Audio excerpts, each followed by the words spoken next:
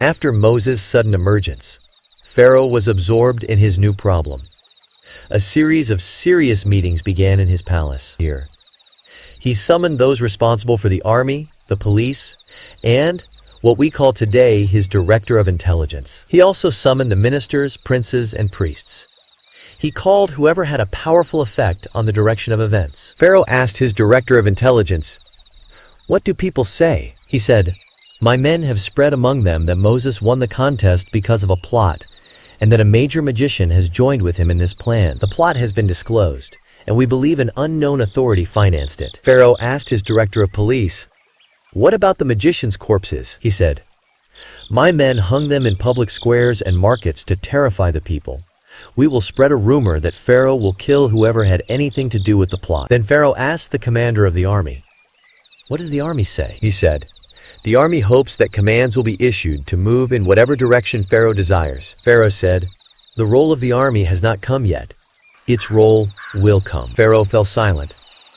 Haman, the prime minister, moved and raised his hand to speak. Pharaoh permitted him, and Haman asked, "Will we leave Moses and his people to corrupt the rest of the people on the earth so that they leave your worship?" Pharaoh said, "You read my thoughts, O Haman. We will kill their sons, rape their women, and conquer them." He issued commands.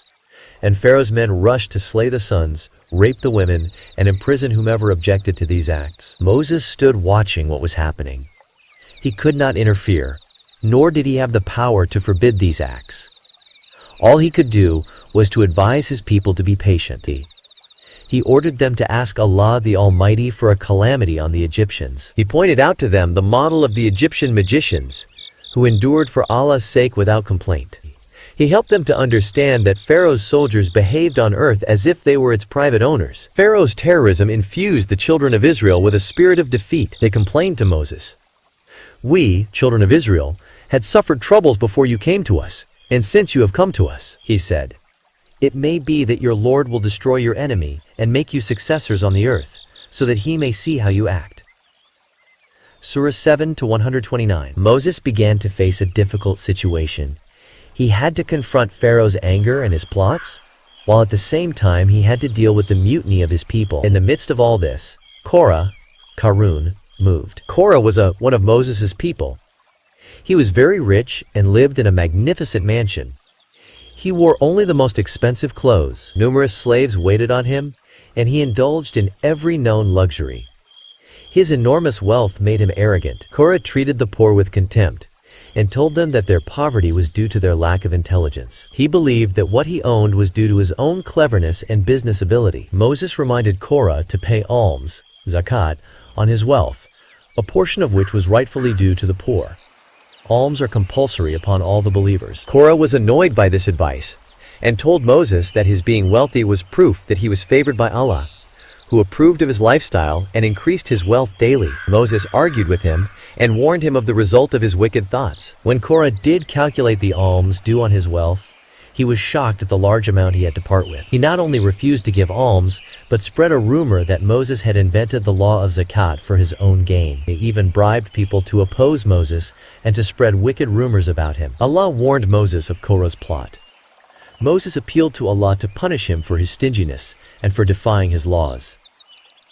Allah's anger fell on Korah. The earth opened up and swallowed him, his mansion, and all his wealth, as if he had never existed. Almighty Allah revealed, "Verily, Korah was of Moses' people, but he behaved arrogantly towards them, and we gave him of the treasures, that of which the keys would have been a burden to a body of strong men." When his people said to him, "Do not be glad," with ungratefulness to Allah's favors, verily, Allah likes not those who are glad, with ungratefulness to Allah's favors. But seek, with that wealth which Allah has bestowed on you, the home of the hereafter, and forget not your portion of legal enjoyment in this world, and do good as Allah has been good to you, and seek not mischief in the land. Verily, Allah likes not the mufsideen, those who commit great crimes and sins, oppressors, tyrants, mischief makers, corrupts. He said, "This has been given to me only because of knowledge I possess." Did he not know that Allah had destroyed before him generations, men who were stronger than him in might and greater in the amount of riches they had collected. But the mujrimun, criminals, disbelievers, polytheists, sinners, etc., will not be questioned of their sins, because Allah knows them well, so they will be punished without account. So he went forth before his people in his pomp. Those who were desirous of the life of the world said, "Ah, would that we had the like of what Korah has been given. Verily, he is the owner of a great fortune." But those who had been given religious knowledge said, "Woe to you! The reward of Allah in the hereafter is better for those who believe and do righteous good deeds, and this none shall attain except those who are patient in following the truth." So we caused the earth to swallow him and his dwelling place. Then he had no group or party to help him against Allah, nor was he one of those who could save themselves. And those who had desired for a position like his position the day before began to say, "Know you not that it is Allah who enlarges the provision or restricts it to whomsoever he pleases of his slaves? Had it not been that Allah was gracious to us, he could have caused the earth to swallow us up. Also, know you not that the disbelievers will never be successful?" Surah 28, 76-82. When the Egyptians and children of Israel examined this miracle, the conflict between Moses and Pharaoh again reached a crisis, because Pharaoh believed that Moses was threatening his kingdom. Pharaoh was afraid that the people would be misled by Moses. He suggested to his ministers and notable men that Moses be killed. We believe that Haman supported the idea along with a front of disbelievers. It was on the verge of approval, except for the vote of one of the notable men of the state, whose name is not mentioned in the Quran. The Quran says only that this man was a believer. This believer spoke in the assembly where the idea of killing Moses had been introduced. He proved that it was not a good idea. Moses did not say more than that Allah is his Lord. 15. Later he came with clear evidence that he is a messenger. There are two possibilities. Either Moses is righteous or a liar. If he lies, he will be responsible for his lie. If he is righteous and we slay him, where is the guarantee that we will be rescued from the torment of Allah? Either way, he neither says nor does anything that merits our killing him. This angered Pharaoh and his counselors, and they threatened to harm the man. But he refused to budge from his stance. They then tried to woo him back, but he still warned them that they were inviting their doom. This angered Pharaoh more, and he now threatened to kill the man. However, Allah protected his believer. Almighty Allah revealed their dialogue. Pharaoh said, "Leave me to kill Moses, and let him call his Lord to stop me from killing him. I fear that he may change your religion, or that he may cause mischief to appear in the land." Moses said, "Verily, I seek refuge in my Lord and your Lord from every arrogant who believes not in the day of reckoning." And a believing man of Pharaoh's family, who hid his faith, said, "Would you kill a man because he says, 'My Lord is Allah, and he has come to you with clear signs, proofs, from your Lord? And if he is a liar, upon him will be the sin of his lie. But if he is telling the truth, then some of that calamity wherewith he threatens you will befall on you.' Verily, Allah guides not one who is a musrif, a polytheist, or a murderer who shed blood without a right, or those who commit great sins, oppressor, transgressor, a liar. O my people, yours is the kingdom this day, you are uppermost in the land. But who will save us from the torment of Allah should it befall us?" Pharaoh said, "I show you only that which I see correct, and I guide you only to the path of right policy." And he who believed said, "O my people, verily I fear for you a fate like that day of disaster of the confederates of old, like the fate of the people of Noah and Ad and Thamud and those who came after them. And Allah wills no injustice for his slaves. And, O my people, verily I fear for you the day when there will be mutual calling between the people of hell and of paradise. A day when you will turn your backs and flee, having no protector from Allah, and whomsoever Allah sends astray, for him there is no guide. And indeed Joseph did come to you in times gone by with clear signs, but you ceased not to doubt in that which he did bring to you, till when he died you said, no messenger will Allah send after him. Thus Allah leaves astray him who is a musrif, a polytheist, oppressor, a criminal, sinner who commits great sins, and a murtab, one who doubts Allah's warning and his oneness. Those who dispute about the ayat, proofs, evidences, verses, lessons, signs, revelations, etc., of Allah, without any authority that has come to them, it is greatly hateful in the sight of Allah and in the sight of those who believe. Thus does Allah seal up the heart of every arrogant tyrant, so they cannot guide themselves to the right path. And Pharaoh said, O Haman, build me a tower that I may arrive at the ways of the heavens, and I may look upon the Ilah, God, of Moses. But verily, I think him to be a liar. Thus, it was made fair seeming in Pharaoh's eyes the evil of his deeds, and he was hindered from the right path, and the plot of Pharaoh led to nothing but loss and destruction for him. And the man who believed said, O my people, follow me. I will guide you to the way of right conduct. That is, guide you to Allah's religion of Islamic monotheism with which Moses has been sent. O my people, truly this life of the world is nothing but a quick passing enjoyment, and verily the hereafter that is the home that will remain forever. Whosoever does an evil deed will not be requited except the like thereof. And whosoever does a righteous deed, whether male or female, and is a true believer in the oneness of Allah, such will enter paradise, where they will be provided therein with all things in abundance, without limit. And O my people, how is it that I call you to salvation while you call me to the fire? You invite me to disbelieve in Allah and in His oneness, and to join partners in worship with Him, of which I have no knowledge, and I invite you to the Almighty, the oft-forgiving. No doubt you call me to worship one who cannot grant me my request or respond to my invocation in this world or in the hereafter. And our return will be to Allah and al-musrifin, that is, polytheists and arrogant ones, those who commit great sins, the transgressors of Allah's set limits. They shall be the dwellers of the fire, and you will remember what I am telling you, and my affair I leave it to Allah. Verily, Allah is the all-seer of His slaves. So Allah saved him from the evils that they plotted against him, while an evil torment encompassed Pharaoh's people. Surah 4:0, 26-45. Moses repeated his demand that Pharaoh release the children of Israel from slavery. In response, Pharaoh called his subjects, including the children of Israel, to a huge gathering where he reminded them that he was their Lord and provided all their needs. Moses, he said, had no gold amulets nor angels following him. He was just a poor man. Being a people who had been oppressed for a very long time, they lacked vision. Their judgments were limited to what they could see in the material world. They regarded their ruler to be wealthy and able to provide all their worldly needs. In ignorance, they obeyed Pharaoh and ignored Moses' call. Allah commanded Moses to warn Pharaoh of a punishment in this world for his faithlessness and his persecution of the children of Israel. As a portent of the punishment which Allah would mete out, the Nile did not flood its banks to soak the dry land as it normally did. As a result, crops failed, leading to famine. However, Pharaoh remained arrogant, so Allah caused a huge flood, which devastated the land. As often as they were troubled grievously, they appealed to Moses thus, O Moses, invoke your Lord for us because of his promise to you.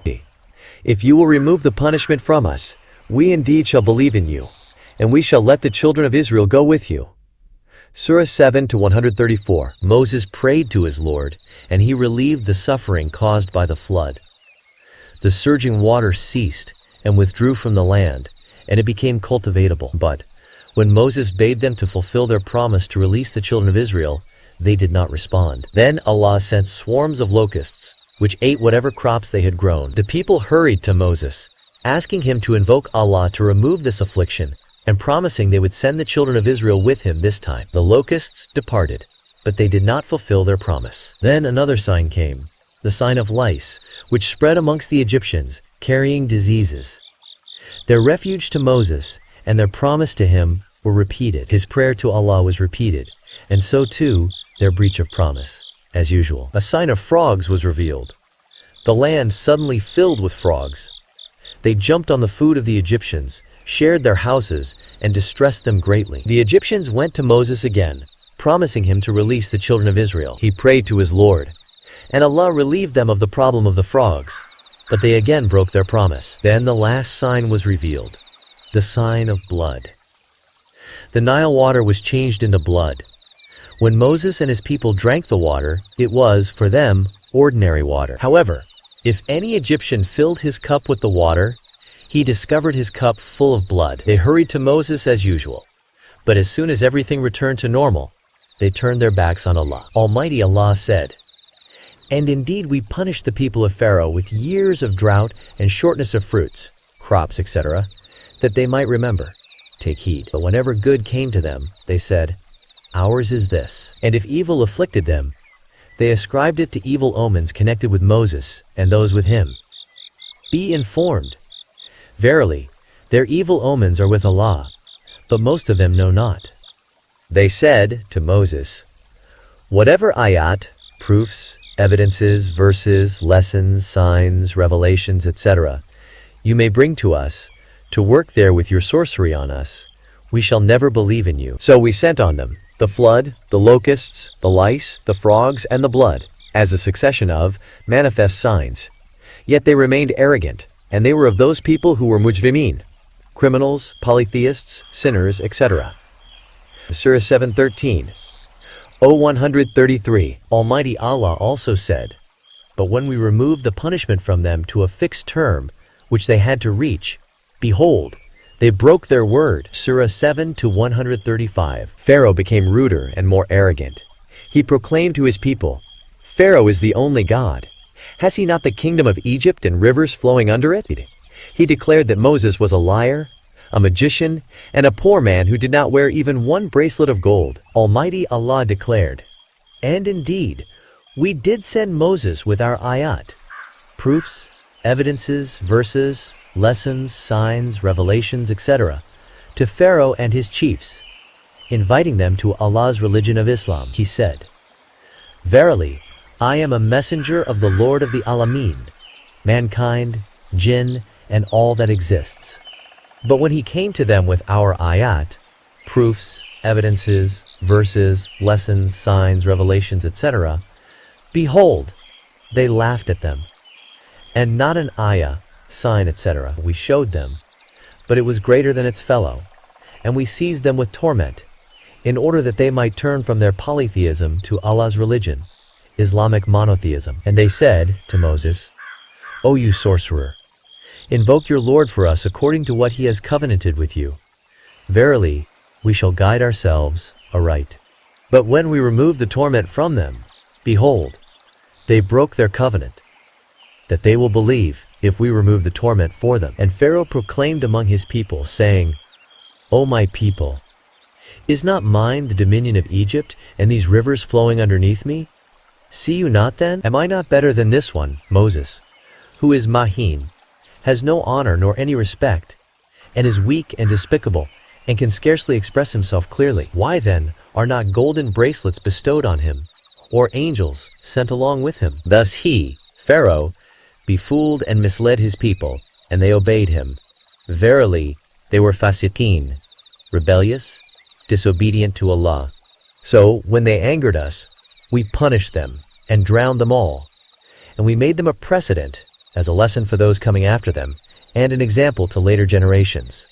Surah 43, 46 to 56. It appeared that Pharaoh would never believe in Moses' message, nor would he stop the torture of the children of Israel. Therefore, Moses prayed to his Lord thus, "Our Lord, you have indeed bestowed on Pharaoh and his chiefs splendor and wealth in the life of this world, our Lord, that they may lead men astray from your path. Our Lord, destroy their wealth and harden their hearts, so that they will not believe until they see the painful torment." Allah said, "Verily, the invocation of you both is accepted.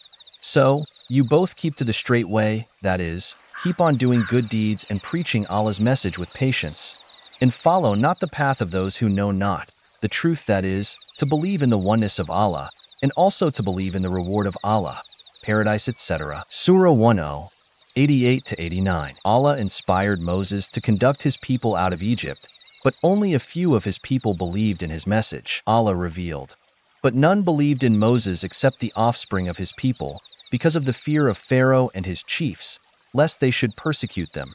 And verily, Pharaoh was an arrogant tyrant on the earth. He was indeed one of the musrifin, polytheists, sinners, and transgressors, those who give up the truth and follow the evil, and commit all kinds of great sins." And Moses said, "O my people, if you have believed in Allah, then put your trust in him if you are Muslims, those who submit to Allah's will. They said, "In Allah we put our trust.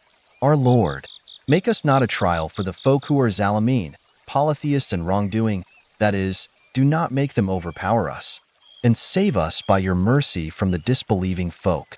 Surah 10, 83-86. Almighty Allah decided to put an end to Pharaoh's crimes after he had given him several chances. Allah commanded Moses to depart, and the children of Israel received reluctant permission from Pharaoh to go out of the city for their feast. They prepared themselves to leave Egypt. This later became known as the Exodus. They carried with them their jewels and borrowed a lot of jewels from the Egyptians. In the darkness of night, Moses led his people towards the Red Sea, and in the morning they reached the beach. By then Pharaoh was aware of their departure, so he mobilized a huge army to pursue them. The impatient children of Israel soon became agitated, and Joshua, Yusha, ibn Nun, exclaimed, "In front of us is this impassable barrier, the sea, and behind us the enemy. Surely death cannot be avoided." Moses replied that he would wait for further guidance from Allah. These words filled them with some hope, but man is always impatient for results. They were willing to surrender themselves back into slavery. At that moment, Allah revealed to Moses, "Smite the sea with your staff." Moses did as he was commanded. A fierce wind blew, the sun shone brightly, and in a flash the sea parted, the crests of the waves standing like mountains on each side. Moses led his people across. This miracle proved Moses's oft-repeated claim, "Verily, my Lord is with me." As they looked back, they saw Pharaoh and his army approaching, about to take the very path which had been opened for them. In great fear and panic, they pleaded with Moses to ask Allah to close the sea. However, Allah commanded Moses not to smite the sea with his staff again, for Allah's decree was already in action. Pharaoh and his army had seen the miracle, how the sea had parted, but being the pretender that he was, Pharaoh turned to his men and proclaimed, "Look, the sea has opened at my command, so that I may follow those rebels and arrest them." They rushed across the parted waters, and when they were midway, Allah commanded the sea to return to its former state. Terror-stricken Pharaoh, realizing that his end had come, declared out of fear, "I believe that there is no God worthy of worship except Allah, in whom the children of Israel believe, and I am of those who surrender to him." But Allah did not accept this declaration from the tyrant, and the waters closed over him, drowning him and his entire army. Almighty Allah narrated, "And we inspired Moses, saying, 'Take away my slaves by night. Verily, you will be pursued.' Then Pharaoh sent callers to all the cities, saying, 'Verily, these indeed are but a small band, and verily, they have done what has enraged us. But we are host all assembled, amply forewarned.' So we expelled them from gardens and springs, treasures, in every kind of honorable place.